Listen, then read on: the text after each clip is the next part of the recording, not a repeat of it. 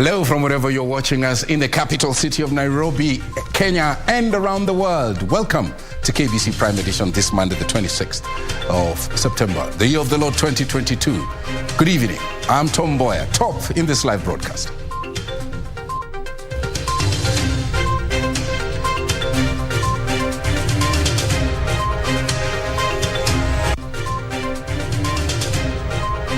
I look forward to making sure that this situation is managed and we don't lose no citizen to hunger because of the drought situation we have in the country. The government dispatches trucks with relief food and animal feeds to 10 counties worst hit by drought. 5 people die as building under construction collapses in Kirigiti, Kiambu County. Supreme Court recommends reforms in IEBC as it releases its full ruling. And grief engulfs the home of John Kisoi, one of the 8 GSU officers killed by bandits in Turkana County.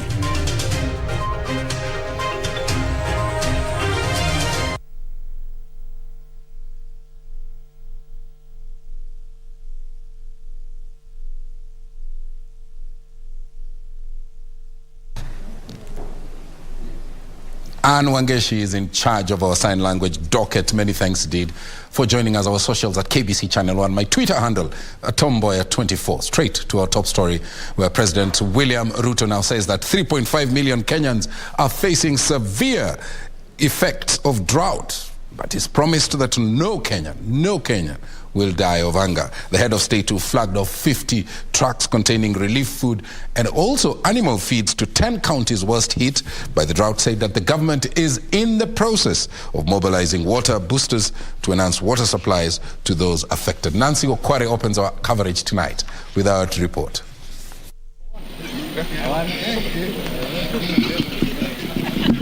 Monday afternoon at State House, Nairobi. President William Ruto flagged off 50 trucks of food and animal feeds to counties affected by severe effects of drought, including Garissa, Mandera, Wajir, Isiolo, Marsabit, Baringo, Kajiado, among others. The trucks containing 20,000 bags of rice, 20,000 bags of beans, cooking oil and 450,000 bags of animal feeds. The head of state saying that his government had put in place all measures to ensure that no Kenyan dies from hunger. I look forward to making sure that this situation is managed and we don't lose no citizen to hunger because of the drought situation we have in the country.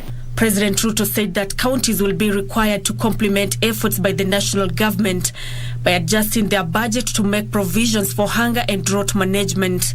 To make sure that county governments are facilitated to adjust their budgets so that they can make resources available, working with the comptroller of budget and all the other institutions so that we can take care of this situation, because indeed it is a very severe situation.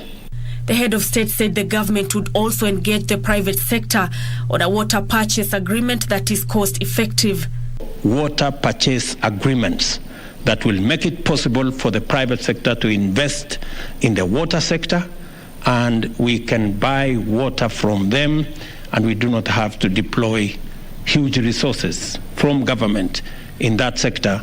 Other interventions announced by the government include mobilizing water boosters to supply water to those affected, as well as the animal offtake program to alleviate pastoralists from further losses. I want to ask all farmers who had cut back on acreage under food production that the government of Kenya will support them fully in these short rains and in the coming long rains, so that we can produce sufficient food to take care of our food requirements. Deputy President Rigathi Gachagua saying that in order to ensure transparency in relief food distribution, a multi-agency team will be involved in the exercise. The food that you are flagging off today and subsequently will not be distributed by county commissioners alone. It will be a concerted effort between the national government administration, the county governments and our development partners so that there is transparency. Currently, worsening household food security situation has resulted in acute malnutrition rates across the counties, with 942,000 cases of children aged between 6 and 59 months acutely malnourished, and 134,000 cases of pregnant or lactating women acutely malnourished in need of treatment. The development partners, the NGOs on the ground, they have really supported what Kenya is doing, including private sector. The next consignment of relief food is set to be flagged off on Friday. President Dr. William Ruto says that his government will ensure that no Kenyan dies from hunger, even as his administration works on finding a long-lasting solution to the perennial drought situation in the country. Nancy Okware, reporting from State House, Nairobi. Now, drought that is ravaging Mandera County due to the prolonged rainfall failure has rendered 400,000 people vulnerable. Governor Mohammed Khalif said that the situation has caused an acute water shortage and also food insecurity. These and other drought cases in the country, as Pauline Nasimiu reports. Mandera County residents are at the brink of a dire situation following a dry spell occasioned by failed rains. The region is grappling with a catastrophic drought, the worst experienced in years. Mandera Governor Mohammed Khalif said that the residents, who are largely pastoralists, are badly off as the drought has decimated their livestock. Mandera is still experiencing an acute water shortage, food insecurity, malnutrition, limited pastures, and reduced livestock prices. The National Drought Management Authority say that the current drought is worsening and might be drifting towards a serious crisis. The drought situation is really bad at this time. Livestock body conditions is worsening. Of course, livestock are lacking pasture. Pastures are depleted. Most of the livestock have migrated to neighboring countries of Ethiopia and Somalia. The number of people facing hunger in Mandera County is expected to rise from 400,000 to more than 500,000 in the coming months. Meanwhile, more than 100 families from Tikoshi area in Kajiado West have benefited from food aid courtesy of non-governmental organizations. The beneficiary says that the aid, along with the one provided by the Kajiado County Council, is not enough to meet the needs of thousands of residents who are in dire need of food due to drought in Kajiado County. Kila mtu leo anataka chakula kwa sababu tuko na njaa. Na tena saa hii mifugo zinakufa, ng'ombe, mbuzi, kondoo wote wanakufa. Hakuna, kiangazi iko mingi sana. Na tunaomba mtusaidie tena, mtuletee nyasi ya ng'ombe kwa sababu kiangazi ni mingi. Watu wako na njaa, ng'ombe zinakufa kwa sababu ya njaa. Pregnant mothers and children under the age of 5 are said to be the most affected, while more than 500,000 people are reported to be struggling to feed themselves. The drought has also rendered half of their livestock without pasture and water. And in Turkana County, drought has caused a major scarcity of food, water and pasture for livestock. The General Secretary of the Salvation Army Church, Lucas Hayumbi, who visited Kalokol, Kataboy and Kairis areas in Turkana North, said the drought situation in Turkana is getting worse and requires urgent intervention to avert loss of lives. Now people are suffering in this area. There is a lot of drought in this place, and they cannot be able to grow any crop that can help them. And therefore, they need support from well-wishers, from churches, from the government, and from any other organization that can be able to think about these friends of ours. Pauline Nasimiu for Prime Edition. Of course, later on this live broadcast, I'm delighted to have Member of Parliament for Samburu North, Letipila Eli. We will be discussing the topic drought mitigation. I want to get his take on whether those pastoral communities in the ASAL areas, whether they should consider, diversifying and moving away from overly depending on livestock. So we're going to discuss that and perhaps touch a little bit on the insecurity in those areas. It's been a major problem. He will tell us what the underlying triggers are and how that cancer can be treated. Now, moving on, at least 5 people died in a 6-story building under construction that collapsed in Kirigiti, that's in Kiambu County. Rescue efforts were underway to rescue 3 more people feared to be trapped still in the building. Engineers cited poor workmanship in the construction of the building. Here's that report. This is what was left of a building in Kirigiti area in Kiambu County, whose construction had reached the 6th floor before it crumbled. A woman and her 2 children were the first casualties removed from the rubble. 2 more bodies were recovered thereafter, while 3 succumbed while undergoing treatment. It was a sigh of relief when this young girl was rescued from the debris hours after the tragedy. 3 people are admitted at Kiambu Level 5 Hospital, where they are in stable condition. We received a total of 8 who were involved, of which 5 had already passed on and 3 are recovering in the wards. There are 1 child, 1 male adult and 1 female adult, and they are doing well, they are okay, they are frequencies, they are just on observations and treatment. Speaking at the scene, Kiambu Governor Paul Kimani Wamatangi regretted the poor workmanship that has caused 7 buildings collapse in the county in recent months. Sisi tuko na shida ya utovu wa nidhamu na mipangilio na kufuata na kutii sheria, haswa hizi za ujenzi. Na ndio mimi nasema ya mwanzo kwa wananchi wetu, na waomba tafadhalini, kama unajenga, hili limekuwa ni jengo karibu la 7 ama 8 kwa muda mfupi, labda miezi 3-4 hapa Kiambu kuporomoka na watu wanapata majeraha na wengine kuaga. Nasema hiyo hali haiwezi kuendelea. Hatuwezi kukubaliana na mtu mwenye anasema anataka kujenga lakini haiwezi kutii sheria. Sentiments echoed by the Institute of Engineers of Kenya and Public Works Principal Secretary. There's an indication that the workmanship was poor, and there's also an indication that the quality of materials used was not up to standard. As the Institute of Engineers of Kenya, we intend to carry out further investigations to get more facts. When you want to construct, you must have an architect, a qualified one, registered by the Architects Board. You must have an engineer registered by the Engineers Board. And to some extent, you also need to have a QS. But the basic ones is an architect and an engineer. Area residents called for thorough inspection of buildings under construction in Kiambu County to curb such tragedies. Jacinta Nyambura for Prime Edition. Now, the Supreme Court now wants Parliament to tighten the statutory and also regulatory framework establishing the Independent Electoral and Boundaries Commission to clearly stipulate how the commission should be managed.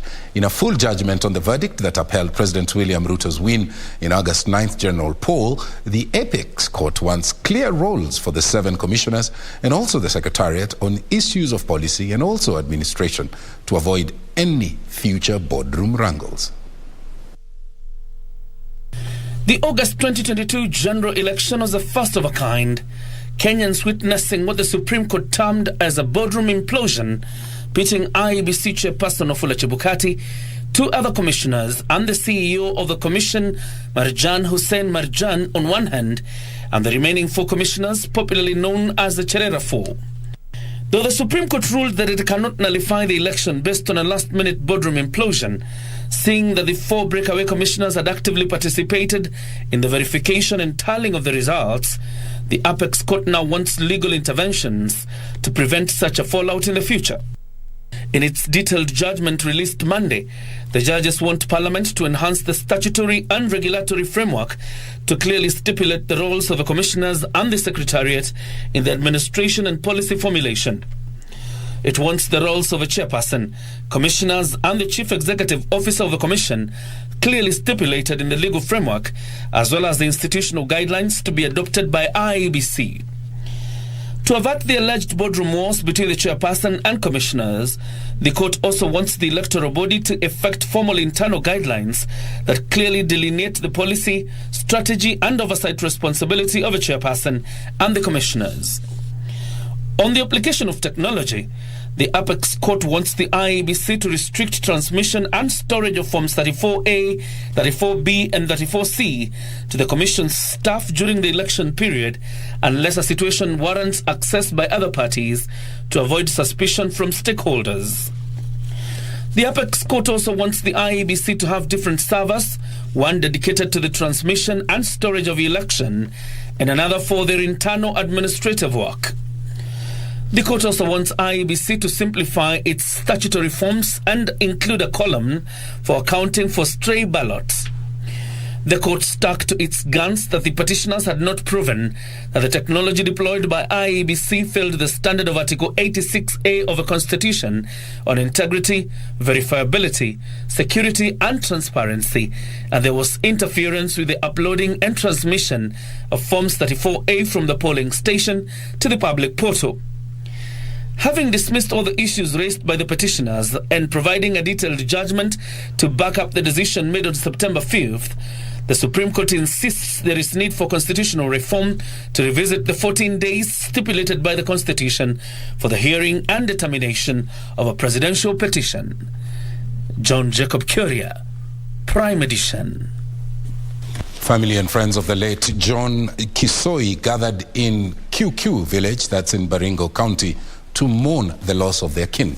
The deceased was among GSU officers killed in a banditry attack 2 days ago in Turkana East. They could not hold back their tears when narrating the fateful day when they received the devastating news of his passing. The deceased was a father of 4 and the family's only breadwinner. Plans for his burial are in top gear. 7 other police officers as well as a local chief and 2 civilians were among those killed in the banditry attack.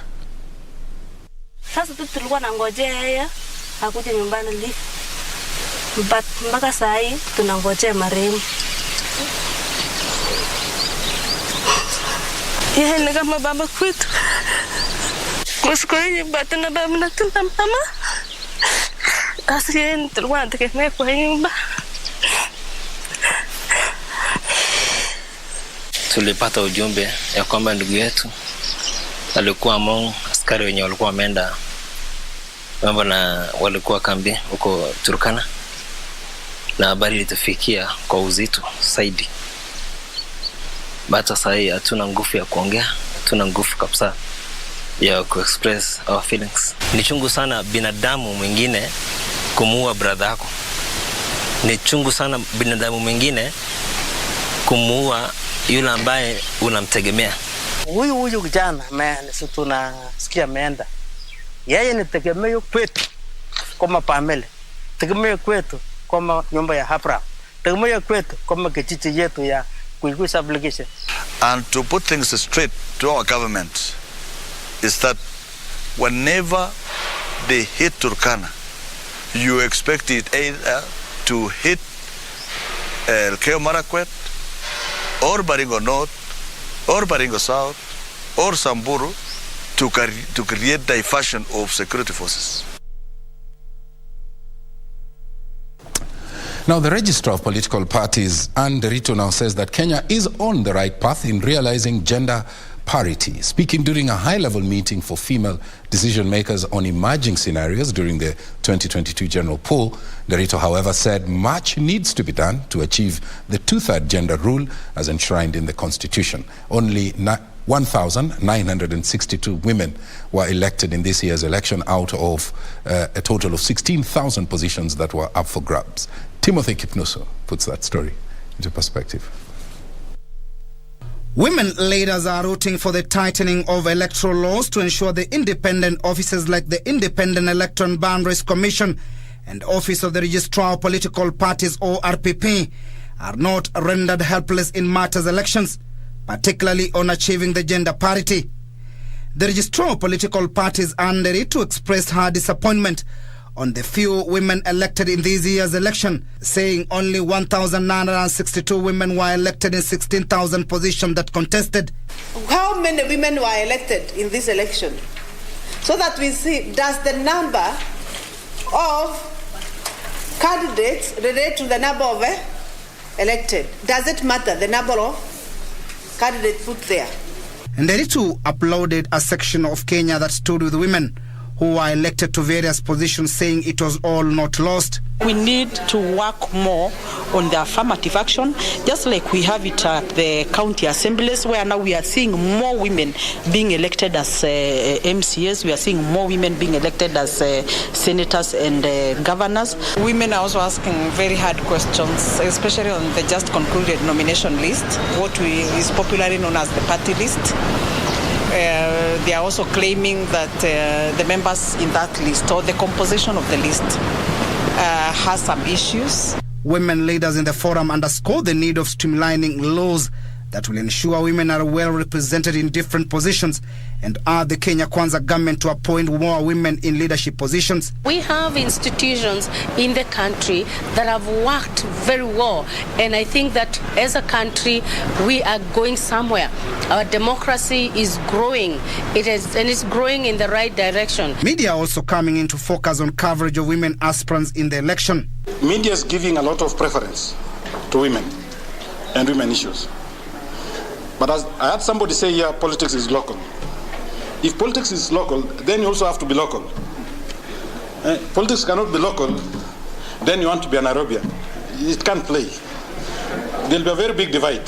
Even as Kenya celebrates the achievements and the gains made so far in incorporating women in leadership position, it is evident that the journey in achieving gender parity is too close yet too far, bearing in mind that 1,962 women were elected in the just concluded election out of 16,000 elective positions. Timothy Kipnoso for Prime Edition, Nairobi. Now, a section of Azimio la Umoja legislators have given the Independent Electoral Boundaries Commission 24 hours to reinstate Deputy Chief Executive Officer Ruth Kulundu. Led by Ruaraka legislator Tom Kajwang, the MPs accused IEBC Chair Wafula Chebukati and also Commissioners Mboya Molu, Professor Abdi Guluye, and IEBC Chief Executive Officer Marjan Hussein Marjan of victimizing Kulundu for what she did in last month's presidential election. Azimio la Umoja MPs on Monday morning held a peaceful march to the Independent Electoral Boundaries Commission IEBC offices over the interdiction of Deputy CEO Ruth Kulundu. Police have barred members of the public hawakuji hapa ndani. Only sisi tutaingia. But attempts of the party's supporters to access IEBC offices were thwarted by police who used tear gas. Sisi tumehuzunishwa sana na kitendo cha mwenyekiti wa tume cha IEBC kwa sababu ile ambayo inafanyika katika IEBC sio ambayo inafanyika kwa Wakenya vizuri. We are seeing that a number of staff, and not just Ruth Kulundu, are being intimidated by Chebukati and Marijan, being assumed to have supported Azimio. And it's not just Kulundu. Addressing the press, the lawmakers led by Ruaraka MP Tom Kajwang claimed that the move to interdict Kulundu was a witch hunt, choreographed by the chairperson Wafula Chebukati and his wing in the commission for having assisted the 4 dissenting IEBC commissioners. We are saddened that despite clear provisions of how to handle disciplinary matters, the manner in which Madam Ruth Kulundu has been treated by Chebukati and Marjan is not only a breach of set guidelines, but is part of a well-orchestrated scheme to intimidate public officers who stand for the rule of law, but also question upholding free and fair elections. Kulundu was interdicted over allegations of gross misconduct and insubordination. They now want IEBC chairman to reinstate Deputy CEO Ruth Kulundu to her rightful position, threatening to take stern action. We demand as follows. Number 1, that IEBC immediately reinstates Ruth Kulundu to her rightful position.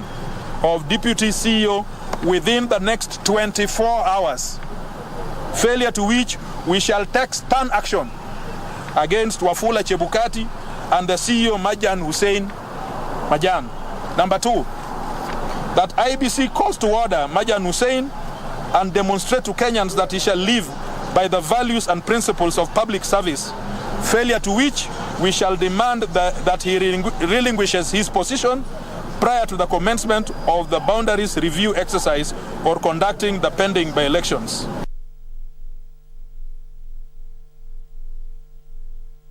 Very well, the Kulundu saga brings us to our first break right here on KBC Prime Edition. Remember, a little later on, live in studio, I'm delighted to have Honorable Leti Pila Eli, Samburu North Member of Parliament, who want to discuss issues around drought, mitigation. They are young, they're fresh, and would like to hear what frameworks they have going forward long term to deal with the issues of drought in those ASAL areas. So stay with us. We'll be back shortly.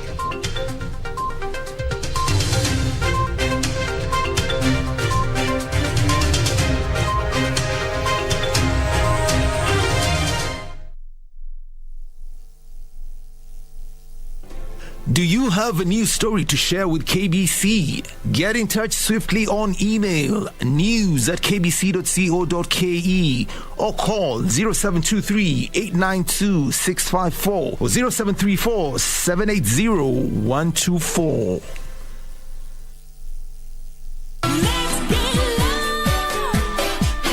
We started off with DJs setting the mood for the evening. Call me Grouchy. Now let's go. Following right after was the music group Wakadinali. The Morio and Nyenze hitmakers, as is their usual, had fun singing along to their drill music. Let me introduce you to The Terror Storm, the first ever Kenyan animation film to be submitted for an Oscars.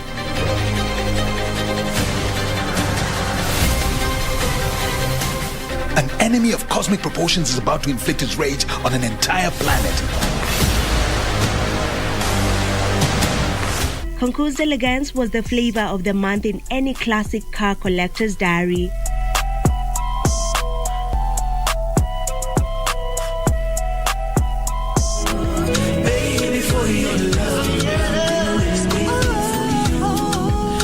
Don't fall in love with someone. Get used to them. Get used to their sweet smile. Hebu niambie pesa ulitumia nini? Nimetumia kununua shopping ndio hiyo. Sasa usifanye wazimu. Mama yake ni kama vile unavyomjua. Kila siku anatafuta mtu wa kulaumu. Then mimi nimechoka. Sitaki tena, just want to be alone. Mistaki. She's not just my secret. Finally. So sasa uko tayari kuniambia nani wako? Ha? Morning.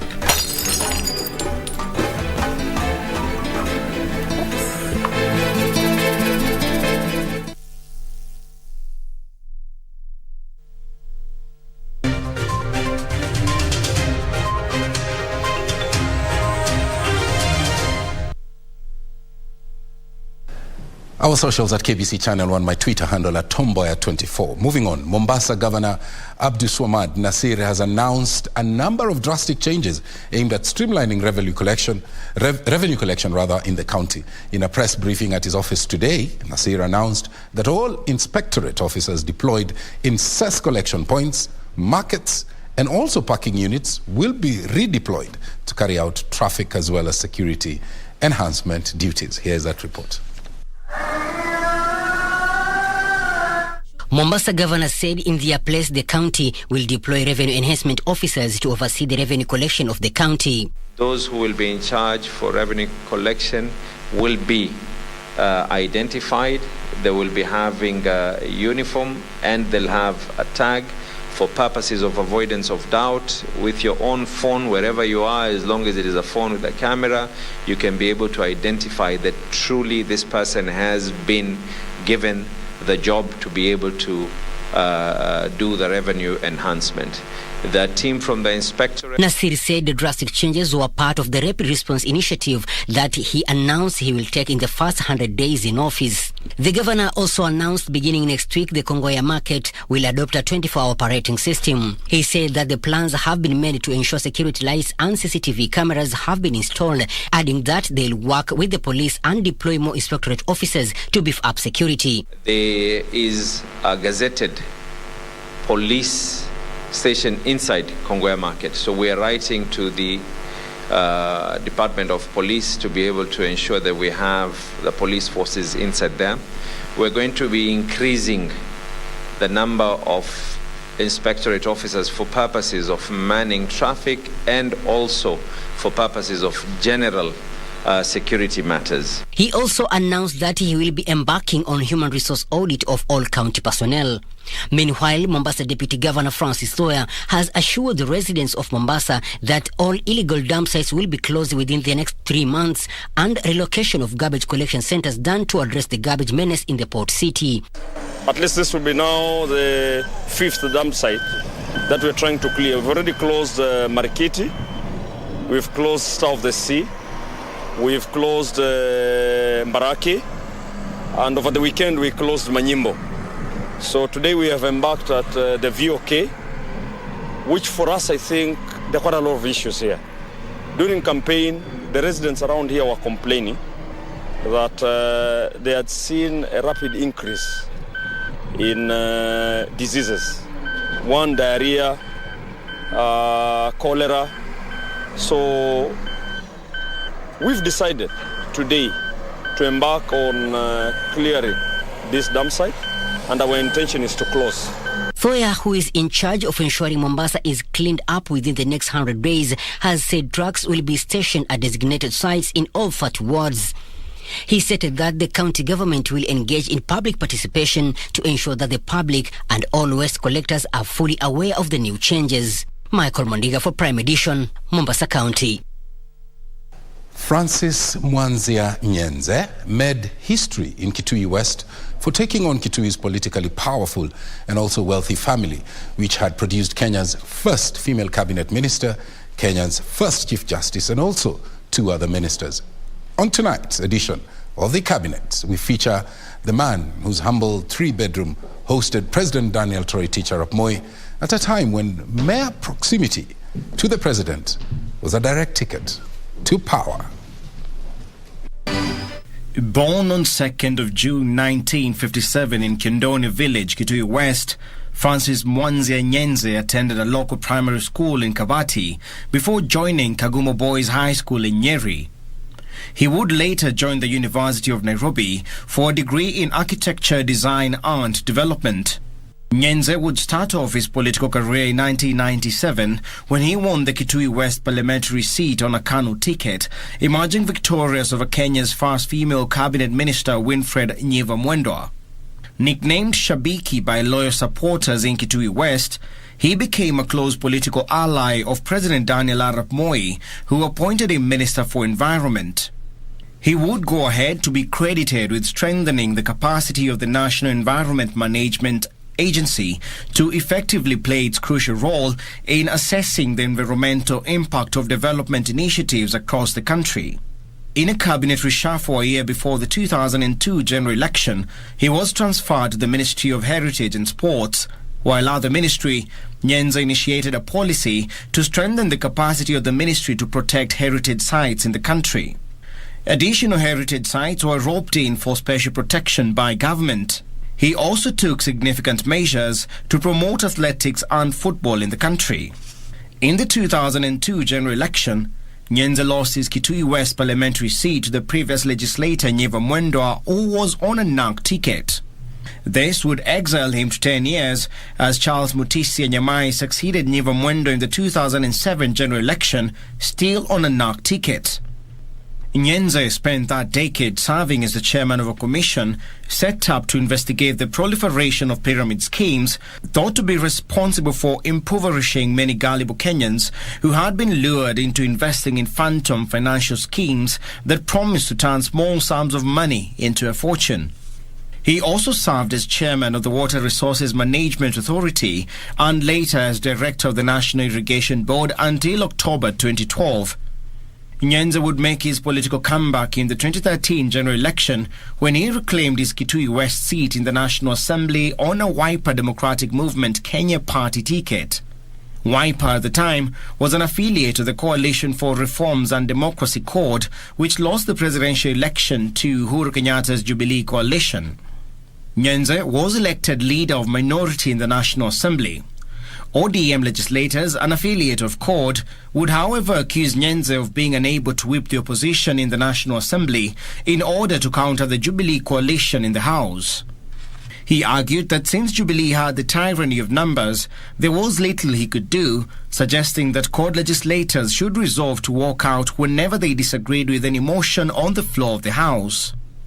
Nyenze, also known as Shabiki, would retain his parliamentary seat in the 2017 general election. However, with his battle against colon cancer having successfully been kept secret for 10 years, he would succumb to the disease barely 3 months after being sworn in for another term, passing on the 6th of December 2017. Following his death, his wife Edith Vethi Nyenze, in a by-election in 2018, succeeded him as Member of Parliament for Kitui West. She became the second woman to represent the constituency after Winfred Nyiva Mwendwa.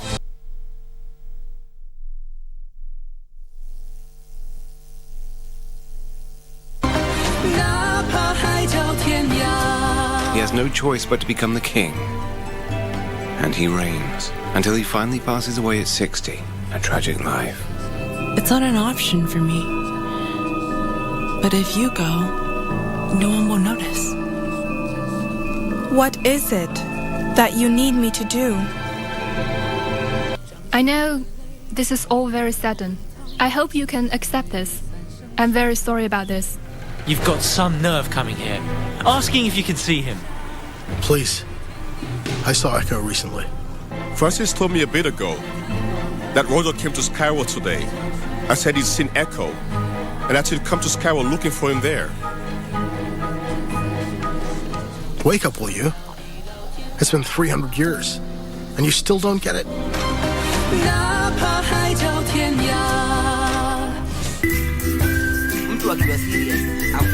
Life cannot always be too serious. Yeah, man, what's up here?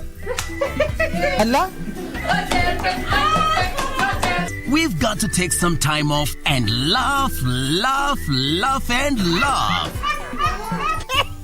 And we tickle you down with lots of laughter. That's why I'm saying I'm who is who. Huh? With satire like no other. Tell him to bring it on.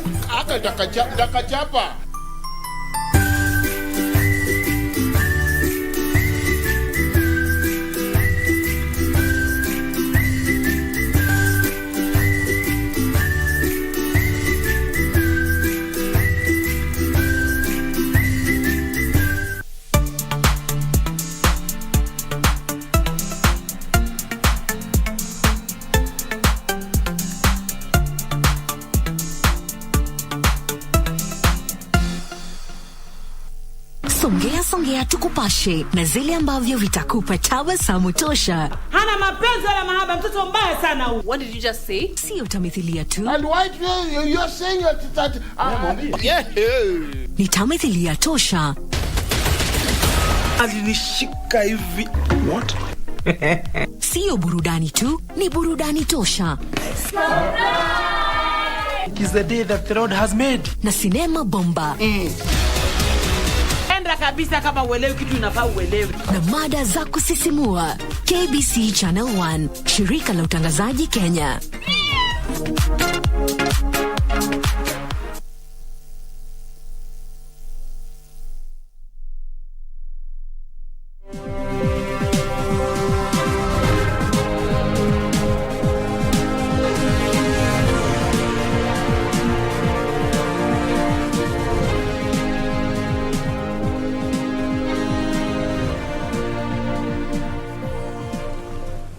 Thank you for staying with Prime Edition. Time to get the latest in the world of business. My name is Betty Kiptum.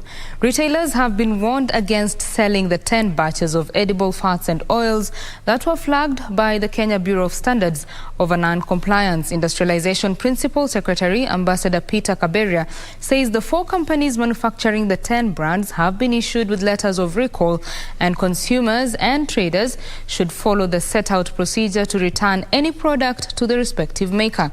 Ambassador Kaberia says substandard products work against the market expansion strides made by the government, and corrective action will be taken to avoid such mishaps.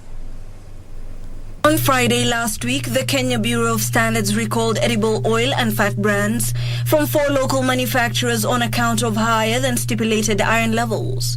So the procedures of ensuring that verification is done and this testing is done is not a spot thing. It is continuous. It's done throughout. So the industry has a responsibility to ensure that their products are compliant, and we don't make reference to them. We go straight to the product. As to whether they should be compensated for this, there are provisions for compensation. The standards body argues that for every kilogram of edible oil and fat, the iron level should not exceed 25 grams, a standard that the companies had not complied with. It's not the entire brand that is banned, it's a batch. Even as we speak, we have a market surveillance team that is around all over the country, just buying products randomly from every part of this country, and all these get tested. KEB says the investigations have narrowed down the irregularity to specific batches from the affected brands, and the quantity of specific products that should be recalled still remains unknown. KEBS issued a list of the 10 batches from the brands and have reassured consumers that other brands are safe for consumption. In addition, the Ministry of Industrialization and Trade says the iron variation that triggered the recall does not have health implications, but has commercial misalignments that tips market scales. Ambassador Kaberia says such irregularity would not be tolerated in the international market and could tarnish the country's reputation if exported. To reassure the public that whatever else is in the market from the respective brands is safe and there is no cause for alarm. The purpose for this is to safeguard or protect safety and health of consumers, to ensure that they are aware of the products that have been withdrawn. KEB says it does not expect the affected batches to still be on the shelves, and a surveillance system has been set up to ensure compliance. And while the 10 flagged brands may not have adverse effects on your health instantly, the Kenya Bureau of Standards still advocates that you return them to the manufacturer. Hibak Said for Prime Edition. Thank you, Hibak Said, for that report. Now, importers have been given the leeway to choose whether to ferry their cargo from the port of Mombasa by road or via the standard gauge railway. Kenya Ports Authority Acting Managing Director John Mwangemi says the latest announcement is in compliance with a directive by President William Ruto to revert all port operations to the port of Mombasa. In his inauguration speech, President William Ruto directed that all port operations be reverted from Nairobi and Naivasha inland container depots to the port of Mombasa.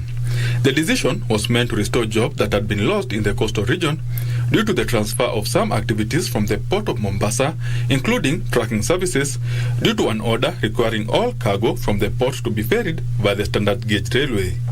This afternoon, I will be issuing instructions for clearing of goods and other attendant operational issues to revert to the port of Mombasa, as I made a commitment. In line with the directive, the Kenya Ports Authority has issued an order rescinding the June 2018 order that directed all cargo from the port of Mombasa be transported via the standard gauge railway to the inland containers depot in Nairobi and Naivasha for clearance. The statement by KPA reads in part, quote, "This is therefore to notify all shipping lines that importers' documentation of place of clearance and mode of transport for their goods shall be at their choice. Shipping lines are hereby advised to facilitate importers' nomination of place of clearance, including port clearance, Kenya Revenue Authority's licensed container freight stations, and Kenya Ports Authority's inland container depots." End of quote. Residents of Mombasa welcome the latest move by KPA, saying the directive will increase activities at the port, boosting the region's economy. Na hii notice ya port tunaomba itekelezwe kwa wakati wake, ianze kutekelezwa, hata ikiwezekana ianze kutekelezwa kuanzia leo, itakuwa muhimu sana. Na ikiwezekana wale watu mambo ya clearing irudi Mombasa vile ilikuwa, pia tutashukuru sana. Tunaomba idara ya port itekeleze hilo amri iliyotolewa na rais kwa njia kwa wakati unaostahili. Naona port vile imeanza, mzigo unaanza kuwekwa chini, na MD amesisitiza kwamba mzigo utakuwa ukibebwa kulingana na sheria za mwenye mali. Benson Rioba reporting for Prime Edition. Now, the Kenya Tea Development Agency, KTDA Chairman David Ichoho wants former directors of KTDA-affiliated factories and the former KTDA board members to desist from interfering with the running of the agency, terming them as persona non grata in all KTDA-affiliated facilities. His remarks came after former KTDA board members went to the agency's boardroom. Here are the details of these and other stories from the corporate scene. The Kenya Tea Development Agency, KTDA, for decades has represented smallholder farmers since its inception, initially as a government agency and later as an entity owned by the farmers through the tea factory companies. However, things changed in the recent years, characterized by complaints from farmers about reduced earnings and mismanagement claims, which saw the government order fresh election of KTDA-affiliated factories as well as a holding company. And last year, a new KTDA board was elected into office.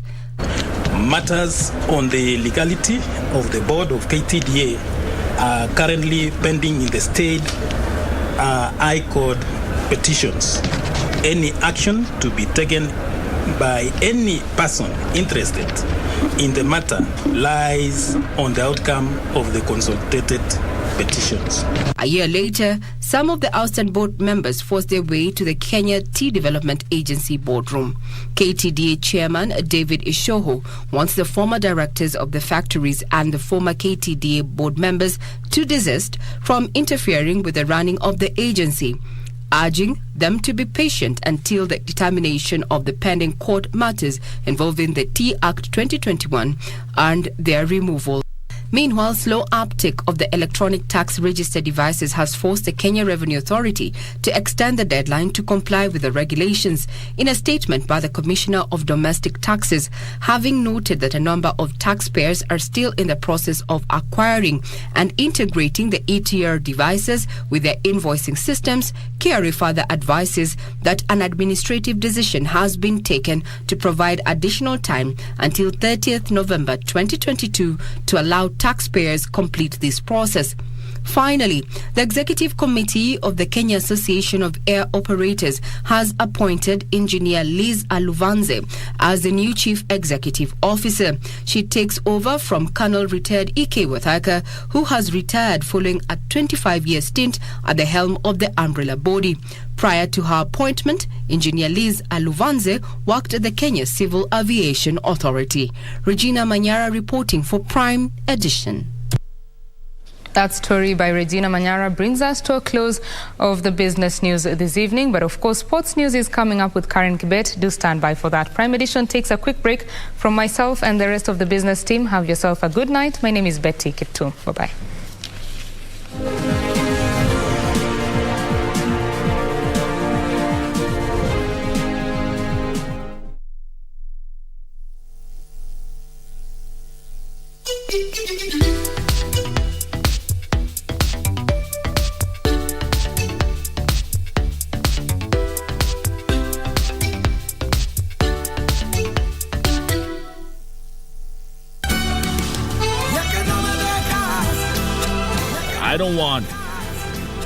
I don't want to continue tormenting myself until I have definite evidence.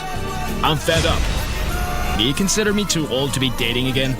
No, just take off your glasses, Grandpa, and you're good. Well, what's wrong with my glasses? Love knows nothing about age. Why do I have this feeling that you're avoiding me? You're nothing but a liar. I'm sure that ever since I told you about Valentina, you started concocting this plan. Your apparent outrage for me being near her was just a pretense for me not to suspect your ulterior motives. Who? I'm the daughter of your brother, Adrian. He had me when he married Triana.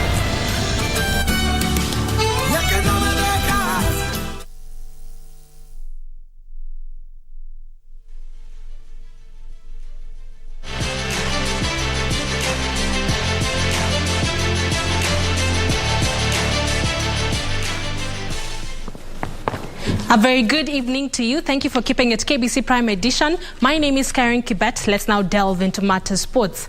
Now, kickboxers from different clubs here in Nairobi have intensified their trainings in preparation for the upcoming Chairman's Cup competition to be held on the 22nd of next month at the Pumwani Social Hall. The boxers will use the event as a build-up for the Kenyan Open tournament to be held in December. A total of 15 teams are expected to participate in the event. The boxers who are being sharpened by national team head coach Tarid Master at their training base in Githurai, Nairobi, will use the Chairman's Cup to prepare for the Kenya Open, set to be held in December here in Nairobi. Tarid Master appealed for financial support from the government and well-wishers as they prepare a team for future international competitions, including the 2024 Olympic Games. He said they have been unable to honor several competitions due to lack of funds. And we've been planning for this tournament for long now. Okay, last time we were supposed to go for an international assignment that was in South Africa, and that was the African Championship, but we didn't make it because all of us know that Kenya had an election period, and that's why we didn't manage to go. But the government was ready to support us. This time round, we'll be having our next tournament on the 22nd of October. That will be Chairman's Cup.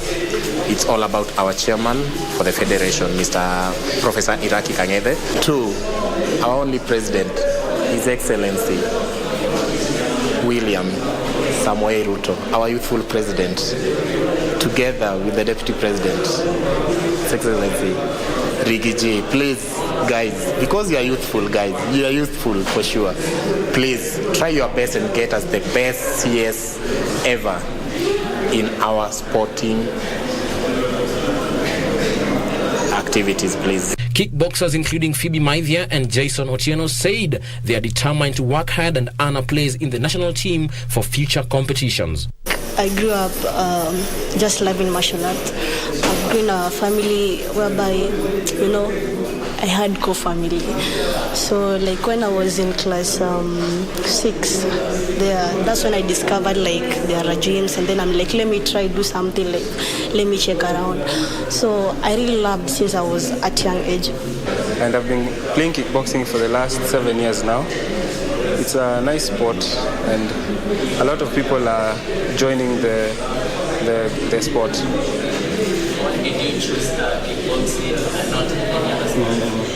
Well, at first I started with boxing, but after a few years I ventured into kickboxing because of the kicks and the punches. It used to fascinate me, and that's when I started playing kickboxing. Kila siku tuna train.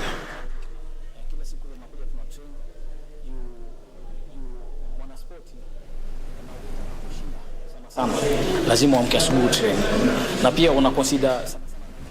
The national women's volleyball team Malkia Strikers will take on rivals Cameroon tomorrow in their third Group A match at the FIVB World Championship as it enters Day 5 in Netherlands. Malkia Strikers have so far lost their 2 opening matches by 3 straight sets to hosts Netherlands and Belgium, respectively. Scott was ready for that, and Plack just dropped it over. Despite camping in Brazil and Serbia for over 2 months and playing international friendly matches, the Kenyan girls have failed to sparkle at the global showcase. Malkia Strikers gave minimal resistance against host Netherlands in their opening match, which they lost by 3 straight sets. Bang! It's out of bounds. You knew what was going to happen. The script was the same in their second match, where several basic errors handed Belgium an easy 3 straight sets victory. The Luisamor de Moura charges will now have to go back to the drawing board before facing Cameroon, who proved a force to reckon with in their second match against Netherlands. Higher. Diagonal. Higher. The tacticians appear to be struggling to get the right combination after rotating different players in the opening matches. Malkia Strikers are in Pool A of the competition alongside host Netherlands, Italy, Belgium, Puerto Rico and African rivals Cameroon.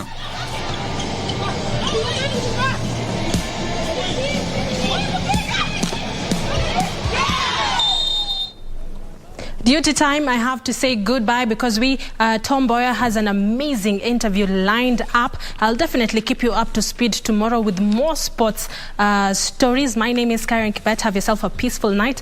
I hand you back to my colleague, Tom Mboya. Tom? Many thanks indeed. That is Marakwet. We are the only ones who are allowed to call her Marakwet. Well, thank you, Marakwet, for that sporty update. We are now joined by Honourable Member for Samburu North, Member of Parliament, Letipa Eli. Letipila. Yes. Letipila. Yes. Do you remember I asked you? I didn't want to get it. I got it right the second time. So Letipila, Eli. We had two stories. Our first two stories was themed around drought. Yes. Drought, banditry attacks, and so on and so forth. So, how is the drought situation in Samburu? And thank you for coming, by the way. Hi. You're most welcome, Tom. Thank you for this. And I thank the people of Samburu North for giving me the opportunity to represent them. Oh, by the way, congratulations. Thank you. Yeah? We are seeing younger faces, although there's an argument, it's us who are growing old. I don't know what to say about that. Yeah. The drought situation in Samburu North and northern Kenya is pretty dire at the moment. It's dire. When you see, and I really want to thank the president for hearing our call. Recently, we were at the PPG, pastoralist parliamentary group at the Safari Hotel where we were doing our induction, and we discussed and we called out to the president and told him the agency that you came out and said we are going to give out fertilizer subsidy. Please do that also for us, residents of the northern frontiers. Yeah. And I really thank him for responding quickly. It's an intervention. Somebody said it's like Panadol, you know, because the drought situation in northern Kenya is not good. Across all the counties from Turkana, Samburu, all the way to Mandera, Wajir. Generally, the ASAL areas. We are really having it tough. Yeah. You know, Tom, we know that we know when the drought is because it's cyclic. There is a short drought from January to March. Yeah. It's the most severe. The Samburu say that one puts the elephant under the tree because the sun is very hot. Then there is a long drought from around June to October. That's the one we are at. But we have not had rain for almost a year. Normally there is rains in between. Yeah. Now we have not had rains almost a whole year. Pastoralists have lost their livestock. There was even an incident in Baragoi of an old mama who died, actually of hunger. Yeah. That should tell you how the situation is. You see on television, you see in the media pictures of dead livestock. You see pictures of children without water. You see pictures of old mamas under the trees, unable to even wake up, malnourished. Yeah. That is the situation in northern Kenya. Yeah, and some of those images are very disturbing. Huh? Yeah. Now, you talked about, you mentioned Panadol. Yes. And Panadol is a painkiller. Yes. Okay? Yes. A good doctor investigates what triggers a headache. Yes. Okay? And he establishes that pathology is what he repairs. Okay? Now, the president today flagged off 50 trucks containing relief food. Yes. And what stood out for me was what he said. He made a very profound statement. He said, I hope this is the last flag off for relief foods. because he laid a lot of emphasis on the plan ahead approach. And you have talked about, those cycles of drought, all right? If you look at our patterns, it's something that we know way in advance. So as youthful members of parliament who have come in now, what Marshall Plan do you have to sit down and build a framework that speaks to those problems in the long term, rather than having to pair panado in the short term? Why don't you go to the core and establish what the issues are, create a framework around them? You say there's a caucus within parliament for those areas. Pastoralist parliamentary group. Is this an area that would interest you, so that we are not caught off guard? We come across as what the president referred to as people who plan ahead. I really applaud the president. First of all, I am an MP elected under the UDA ticket. I have the plan for the UDA, for the presidential, our plan as a party. In that, how does that plan look, by the way, specifically for this question of drought, because of the images we are seeing? For this question, it's exactly as the president said. He has short-term plans, medium-term plans, and long-term plans. But I will speak as a pastoralist, and I'll speak for the moment, because as we see it here, there is a mother who's just arrived home at this time, and she had left her home at 2 a.m. in the morning to go and look for water. She has been away the whole day. Yeah. She had put her jerry cans on a donkey and gone the whole day looking for water. She's just come home now. And she's watching this show. She's not watching this show. Yes, even through proxy. Yes, and she's waiting to hear the kind of mitigation plans that you have to address that issue. So for me, I believe that we need a lot of investment. Investment in terms of water resources, investment in terms of education, investment in terms of actually even community outreach. Because we as pastoralists, our way of life, this has been our way of life for centuries, but we are in the 21st century. True. We cannot be having the 16th century problems still in the 21st century with all the technology and everything, The government is investing a lot of money in things like the expressway. There's supposed to be an equalization fund.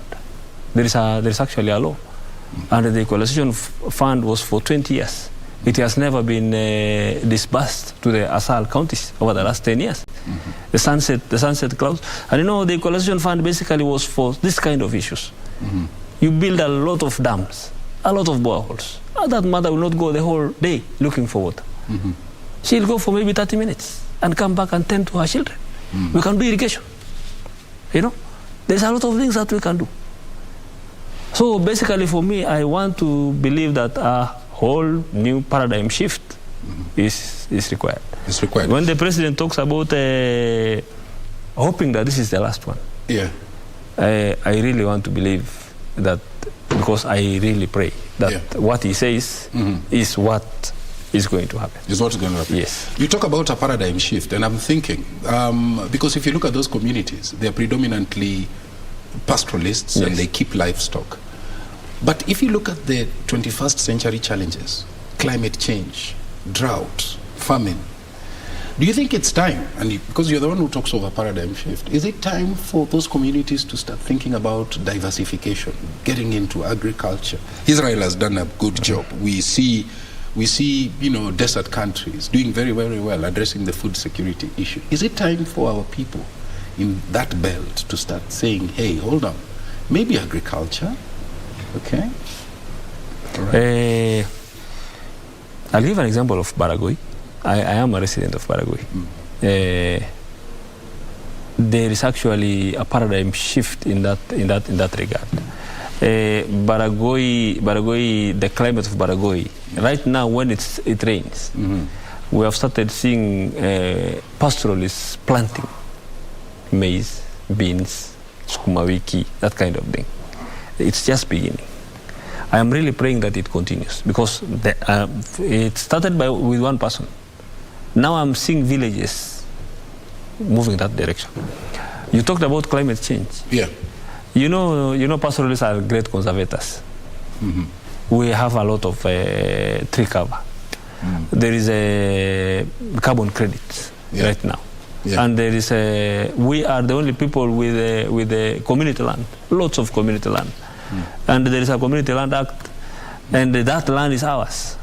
The carbon credit resources which are coming, I want to believe that if we put those resources into the community, we can change our lives through education, through investment in such kind of things as water, investment in such kind of things as alternative even livelihoods. Yeah. We want the government to come in. Yeah. You know, I like the government program of livestock offtake, especially during the dry season. Yeah. But I would like to appeal to the government, you know, to the rates that they give us to offtake our livestock at this time is appealing. Do you encourage those programs? Yes. During crisis situations? Yes, because what is the alternative? Yeah. The livestock to die? You know? Otherwise the government takes their livestock. Yeah. They pay for the livestock. They pay for the livestock. They pay for the livestock. Yeah. Yeah. That mother will pay for her kids to school. Yeah. She'll have something to eat. And she'll not have lost her source of income, because if the cow dies, you know, it's not even comparable. Yeah, okay, talking of death, there's a story that we had, John Kisoi. Yeah. He was buried, you know, in a village in Baringo County. Okay, you've just indicated that that's where you come from, and we saw the pain in you know, the faces of those families. Now, the reason I'm giving you that background is because the first chair of NCIC, Nzalendo Kibunja, you know, went on record and said that conflicts in the northern Kenya are politically motivated and should not be dismissed as conflicts over water, pasture, cattle rusting, etc., etc. You are the members of parliament who were just voted. Fresh ideas, very youthful, and you did say that we should not resolve emerging issues using old notes. Do you think that political forces shape the insecurity that we witness in those areas? And I want you to shoot very straight. I'll shoot very straight. Yeah. I was elected on... As we wind down. Because, yes. Yeah. I was elected on a platform of peace. Yeah. You know, I said I come from Baragoi, not Baringo. Yeah. But the pictures that we saw of those boys are very unfortunate. Yeah. And there are many. Yes. Police officer, local chief, 2 civilians. Yes. You know the lady who is among the dead. She was a very good friend of mine. She was from Baragoi. Yeah.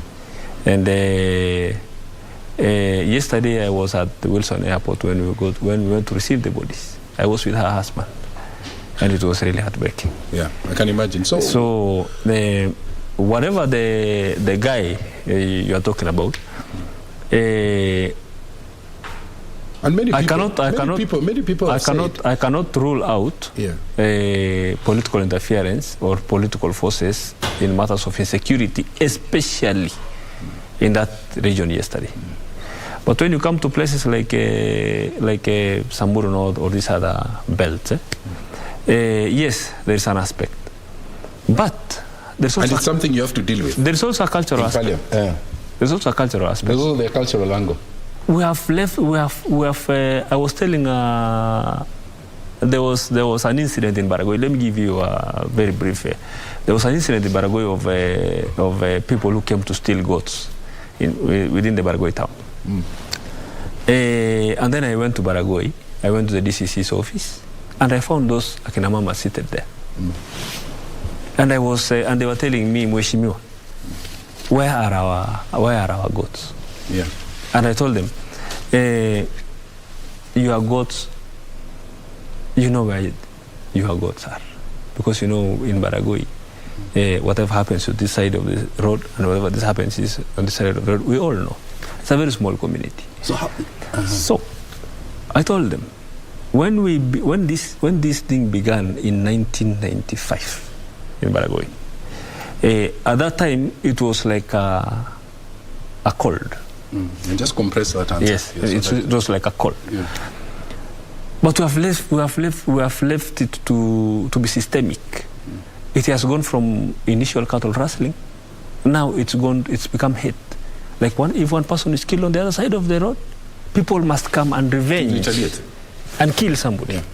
That's how bad it's gone. So your interest is full. So yes. So I told her things you have to deal with honestly. Yes. So I told her, we have left it to cook. Yeah. Right now where we are like it's like TB. It's no longer a cold. You have to be given medicine. Yeah. For 6 months to cure. Mheshimiwa, look at that medicine that was prescribed during the just concluded general election. Yes. No single incident of violence. Yes. No single even, broadly speaking, from it was perfect. Both sides of the it was wonderful. Yeah. And we're even and the outside world is looking at us. And I want to tell you, in those areas, look at that level of maturity that we have achieved as a nation. And I want to tell you this. Yeah. And as you conclude. Yes, I want to tell you this. When I was elected, there was a general sigh of relief in Baragoi because I was overwhelmingly voted by the Turkanas and the Samburos. Because you are going to speak directly to the issue of peace. Yeah. So are we agreed that there's a way that politics influence and shapes? I am getting there. So once I was elected like that, I was told, Wewe, you don't have an excuse. Yeah. Because we, the community, will be behind you in terms of peace. Yeah. So we want your political goodwill. Utupatia amani. Yeah. And I said, that I will do. Yeah. I came back with the county governor, the senator, the women rep, and all other elected leaders. Yeah. We came there and we had a very, very big prayer. And we called the government and we said, the community is in. The political leadership is in. Now, is the government in? And they said yes. So I want to tell you, Tom, please. Hatutasikia hiyo maneno. Hiyo maneno Mungu. Mimi. Prayer is good, but you know, give me within. Yes, that's my strategy. My strategy is my strategy is continuous dialogue, effort. Okay, all right. That is my strategy. Let's leave it there. If I invite you, will you come again? Definitely. Asante sana. Definitely. Director ananiambia sasa. Thank you so much for finding time, Mheshimiwa. Thank you, Tom. Honorable Member for Samburu North. I want to thank you on behalf of the team. Well, that's all we had time for. On behalf of the dedicated Prime Edition team from Nairobi, Kenya, I want to thank you. My name is Mboya. Good night and God bless.